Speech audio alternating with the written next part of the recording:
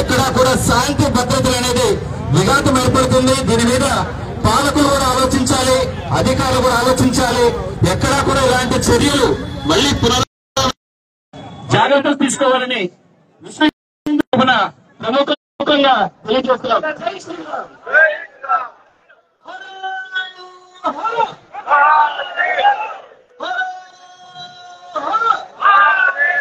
ఇప్పుడు మనల్ని ఉద్దేశించి జ్యువెలర్స్ అసోసియేషన్ రాజేంద్ర ప్రసాద్ గారు మాట్లాడతారు హిందీలో.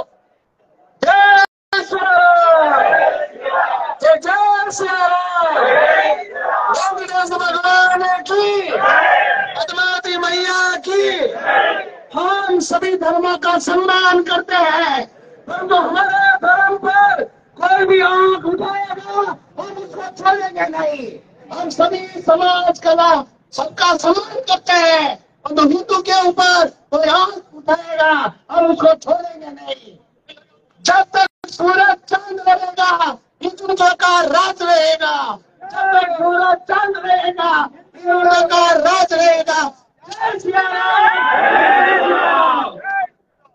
మన ఉద్దేశించి వీరభద్ర స్వామి టెంపుల్ అర్చకులైనటువంటి శ్రీ భరత్ గారు మాట్లాడతారు.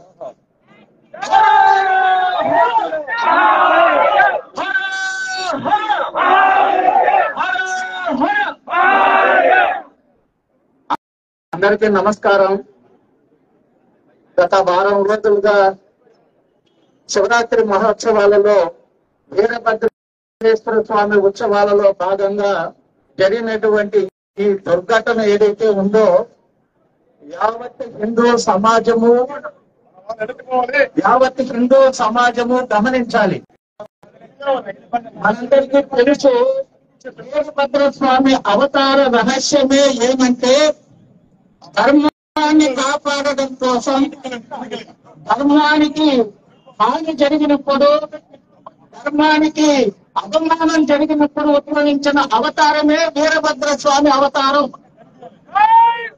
గుర్తుపెట్టుకోండి, వీరభద్రుడు ధర్మానికి, శివుడికి, సనాతన ధర్మానికి హాని జరిగినప్పుడు శిక్షించడానికి వచ్చిన అవతారం వీరభద్రుడు. వీరభద్ర స్వామి కథ వింటే మనకు అర్థమవుతుంది.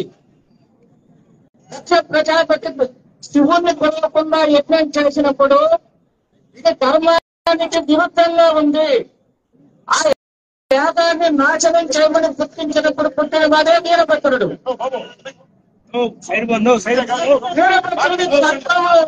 తరువాత నిన్న రాయకోటలో చేసిన గొప్పతనం ఏదైతే ఉందో ఎంత పాపానికి వదిలిపెట్టారు ఈ ముస్లిం సోదరులు అనే విషయం అర్థమవుతుంది. వీరభద్ర స్వామి ఉత్సవాల మీద దాడి చేయటం, దాడి చేసిన తర్వాత ఎవరైతే దెబ్బలు తిన్న హిందువుల మీద కేసులు కట్టడం,